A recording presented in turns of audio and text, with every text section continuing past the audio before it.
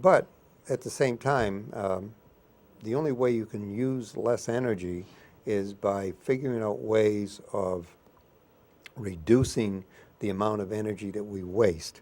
Now, I know in terms of heating air is a very inefficient way of of heating. The sun warms the earth. The earth gives up its heat to the air through through creating a convection current because of the conduction of heated the heated ground, which retains the retains the heat, and then sort of goes from molecule to molecule, and then eventually it starts up, and then it rises until it cools, and then you have your currents, and depending upon the time of the year, it's either warmer or cooler. So we're at the end of the winter season, where we were looking at insulation that would hold the heat in. Now, as we go into summer, do you have any words of wisdom to people who may not want to go out and buy that Energy Star air conditioner? What can they do in order to reduce the amount of heat load in their homes? Well, first is we still recommend air sealing and insulation, even in the summer. So the logic of keeping the warm air in and the cold out in the winter now applies where you may want to try to keep that hot air out of your house and your cooler air in the summer. So that's the first thing, is still encourage people, and we do it all the time, to call our 800 number. It's 800-797-6699 for an energy audit, and we'll make those assessments. But very simple things you can do, particularly as the sun has come up in the hotter time of the months we're in now. Close the curtains. Keep that solar gain out of your house. Likewise, as soon as the sun sets, open those windows, particularly keep some cross ventilation going. If you have a attic fan that can help move the air from the cooler regions of the basement or remote parts of the house up through the attic, really inexpensive way to cool your house. It is, and indeed there is a formulaic approach to the amount of square foot of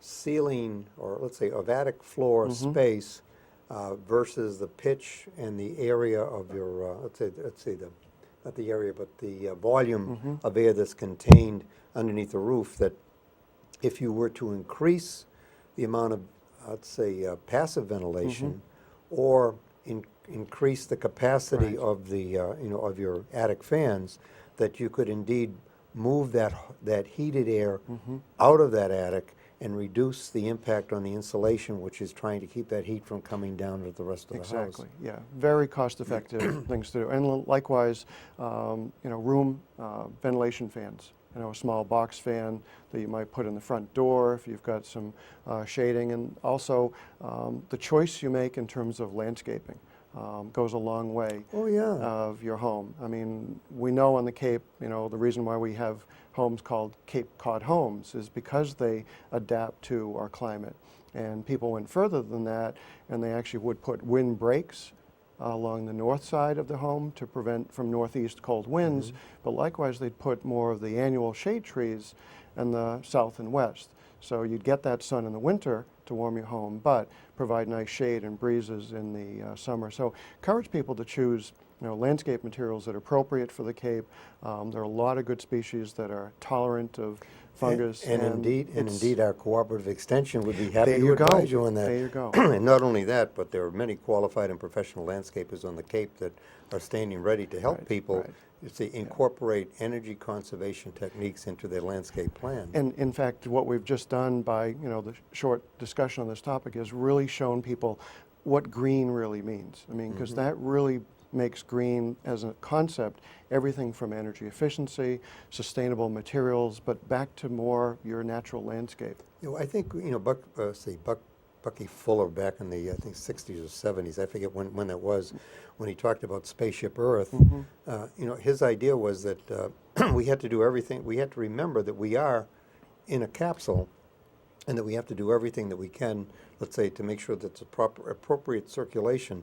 I know that when we look at issues with regard to pollution, both air and water, it's a matter of appropriately managing the concentration, because as I used to ask this question of fifth graders, when I was subbing in science, I'd say to them, how much water is left since the beginning of the world?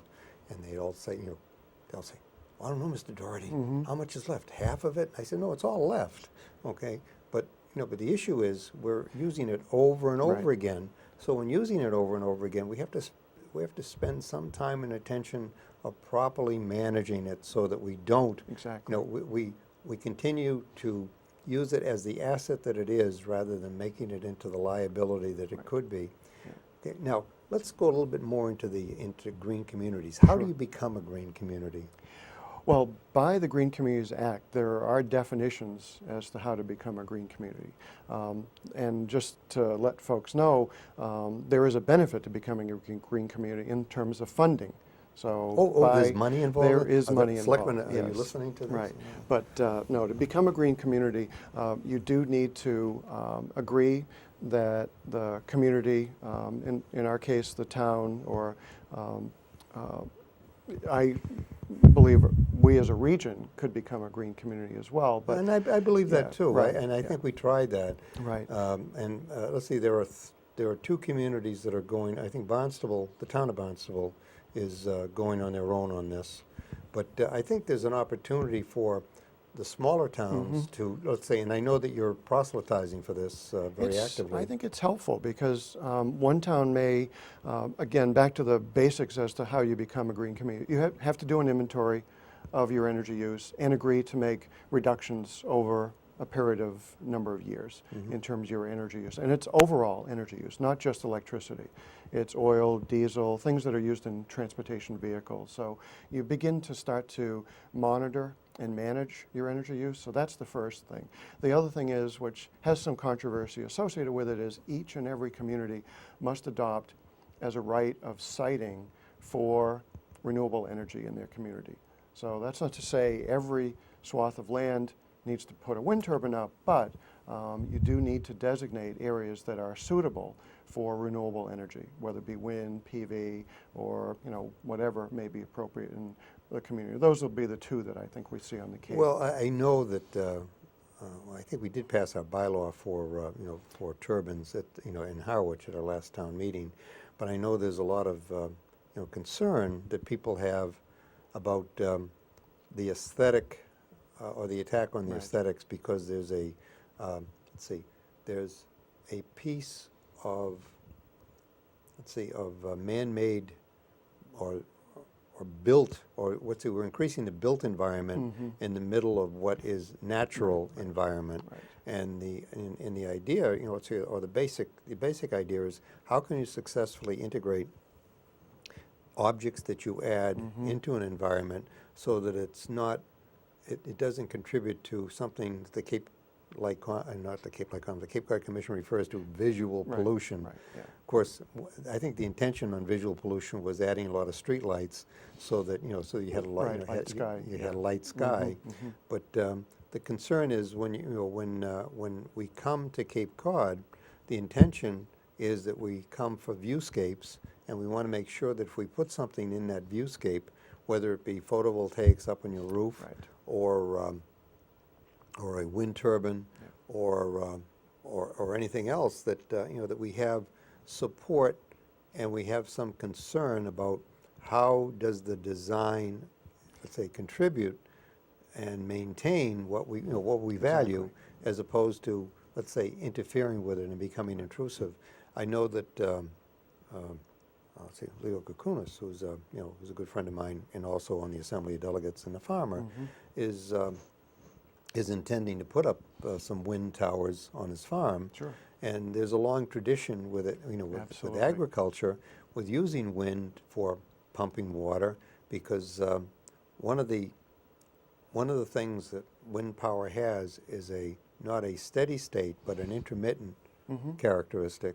So where you can combine it with some sort of a storage medium, in other words, build up a head of water, and then use that to contribute to, peak coincident demand, then it becomes very useful. So stored energy. But so in recognizing that no one of these alternate energy or renewable energy resources are, let's say, complete in themselves, but they have to be combined with other say, other renewable energy, other alternate energy, or with traditional Exactly. energy sources in order to meet that requirement that we have for reliability.